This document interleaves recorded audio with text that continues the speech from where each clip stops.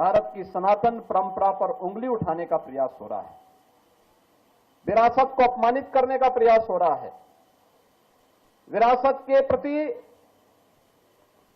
समाज की दृष्टि को कमतर करने का कुत्सित प्रयास हो रहा है। लेकिन इनसे सब भूल गए कि जो सनातन नहीं मिटा था, रावण के अहंकार से जो सनातन नहीं टिका था, कंस के हुंकार से जो सनातन नहीं मिटा था, बाबर और औरंगजेब के अत्याचार से वह सनातन इन तुच्छ सत्ता परजीवी जीवों से क्या मिट पाएगा। आज इनको स्वयं अपने कृत्यों पर लज्जित होना चाहिए। मानवता का धर्म जो सनातन धर्म है, उस पर उंगली उठाने का मतलब मानवता को संकट में डालने का कुत्सित प्रयास। याद करिए, दुनिया की कौन सा ऐसा मत, मजहब और संप्रदाय है जिसको उसके संकट के समय पलक पावड़े बिछा करके उसके स्वागत के लिए सनातन धर्मावलंबियों ने उनकी सुरक्षा और उनके संरक्षण का कार्य न किया हो। हमने कभी नहीं कहा कि हम विशिष्ट हैं।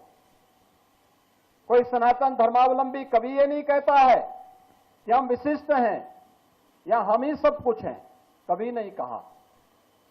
हमने तो कहा एकम सद विप्रा बहुधा वदंती, सत्य एक है और विद्वान लोग उसको अलग अलग, महापुरुष लोग उसको अलग अलग भावों से देखते हैं, अलग अलग रास्ते से इसका अनुकरण करते हैं। इस सब के बावजूद भी अगर जिसकी समझ में नहीं आता है, अपनी मूर्खतावश वह अगर सूर्य की तरफ थूकने का प्रयास कर रहा है, तो सूर्य पे उसका थूक नहीं पहुंचेगा, उसके सिर पे स्वयं गिरेगा और उसे, उसको और उसकी आने वाली पीढ़ी को स्वयं लज्जित होना पड़ेगा। हमें भारत की परंपरा पर गौरव की अनुभूति करनी चाहिए।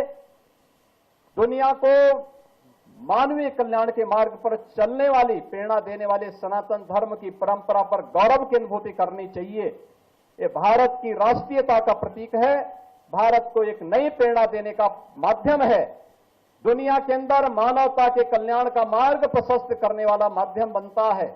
और यही कारण है कि आजादी के अमृत महोत्सव के उपरांत अमृत काल के प्रथम वर्ष में जब भारत दुनिया का G20 के देशों का प्रतिनिधित्व प्रधानमंत्री मोदी जी के नेतृत्व में कर रहा है, तो भारत ने G20 का थीम भी दिया वसुधैव कुटुंबकम का। याद करिए।